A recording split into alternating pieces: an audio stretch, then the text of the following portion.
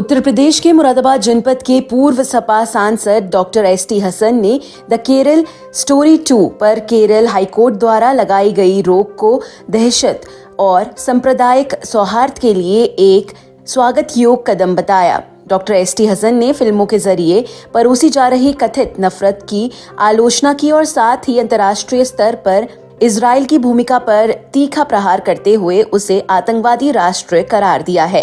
इसके अलावा सपा नेता ने लखनऊ विश्वविद्यालय में हिंदू मुस्लिम छात्रों द्वारा पेश की गई भाईचारे की मिसाल की सराहना करते हुए इसे मूल हिंदुस्तान की असली पहचान बताया है। फिल्मों के जरिए नफरत फैलाने की कोशिशों पर न्यायालय का सख्त रुख। देखिए, हम हाईकोर्ट के इस फैसले का स्वागत करते हैं क्योंकि अब फिल्में इस तरह की बनने लगी जो नफरतों की सौदागरी कर रही हैं। पहली फिल्में होती थी जो प्यार मोहब्बत को बढ़ावा देती थी, बड़ों का अदब सिखाती थी, टीचर का अदब सिखाती थी, माँ बाप के साथ खिदमत का जज्बा बताती थी, भाइयों के साथ क्या सलूक होना चाहिए और दोस्ती कैसी होनी चाहिए, ये सब सिखाती थी। अब फिल्में इत्तेफाक से सियासत में उतर आई हैं और वो नफरतों की सौदागरी करने लगी। वोट पोलराइज करने के लिए कई फिल्में इस पीरियड के अंदर बन चुकी हैं। मैं तो समझता हूँ हाई कोर्ट ने जो भी फैसला लिया है वो देश हित में लिया है और देश के सौहार्द के लिए लिया है।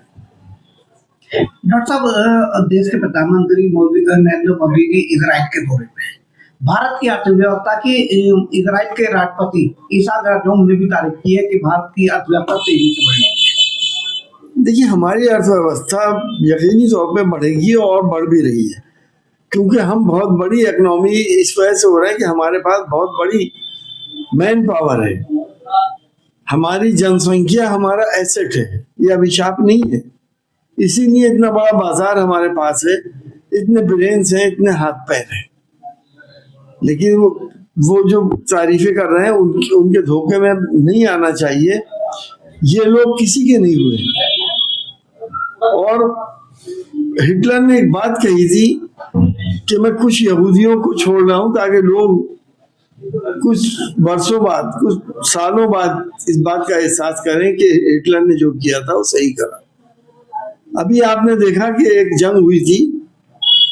हम किसी टेररिस्ट को सपोर्ट नहीं करते, लेकिन जिस तरह से मासूम बच्चों को मारा गया वो तमाम वीडियोस हमारे दिमाग में अभी भी है कि दो मासूम बच्चे एक दूसरे का हाथ पकड़े हुए अपने घर के मलबे के अंदर अपने माँ बाप की लाश को तलाश कर रहे थे, लेकिन उनकी लाशें नहीं मिली उन बच्चों को। जो अस्पतालों पे बॉम्बिंग कर दें, जो लोग एम्बुलेंस के ऊपर मिसाइल मार दें, जो लोग असहाय लोग जो कैंपों के अंदर हैं, वक्तन फवक्तन उनके पास बॉम्ब गिरा दें, क्या वो इंसान हो सकते हैं? इतना बड़ा हाइव बनाने की जरूरत क्या है? इसराइल हमारे लिए एक टेररिस्ट स्टेट है। जो मेरा पर्सनल राय यही है कि वो एक टेररिस्ट स्टेट है और इसराइल ने तमाम दुनिया में एक बहुत बड़ा खतरा खड़ा कर रखा है।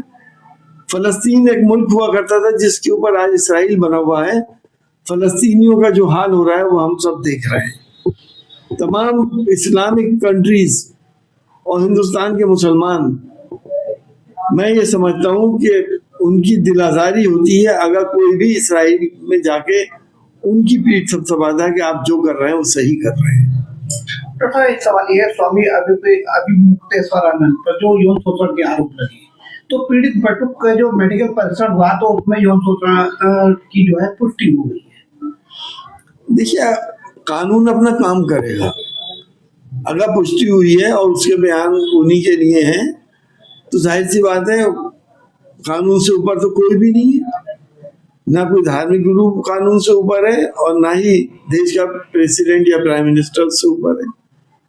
कानून अपना काम करे। अगर ये साबित होता है तो उसी हिसाब से उनको सजा मिलनी चाहिए।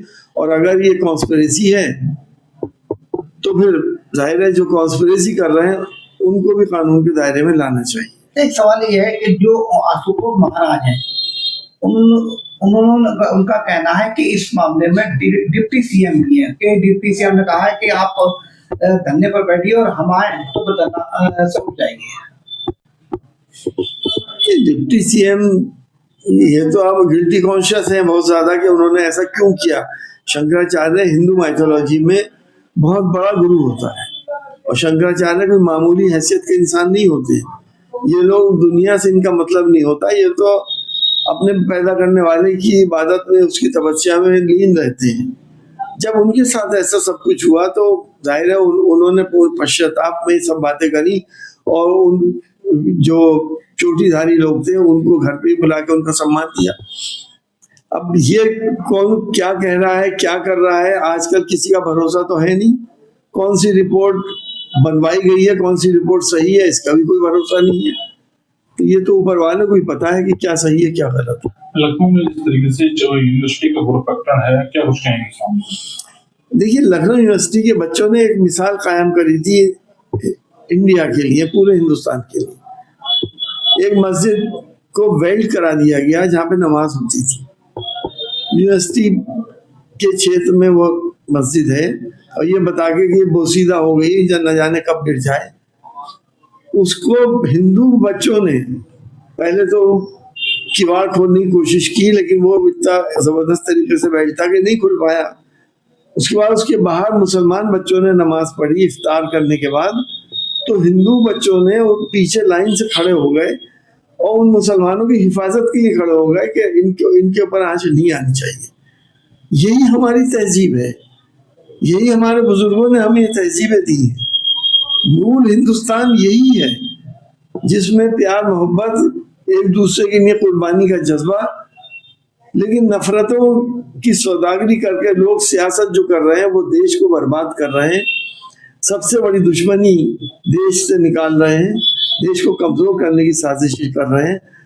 आज कुछ लोगों ने 10-15 लोग मिलके उन्होंने हनुमान चालीसा पढ़ना शुरू कर दिया, उसको भी हिंदू भाई क्रिटिसाइज कर रहे हैं और उन लोगों को सराह रहे हैं जिन्होंने मुसलमान बच्चों से नमाज के दौरान उनकी हिफाजत के लिए खड़े हो गए थे।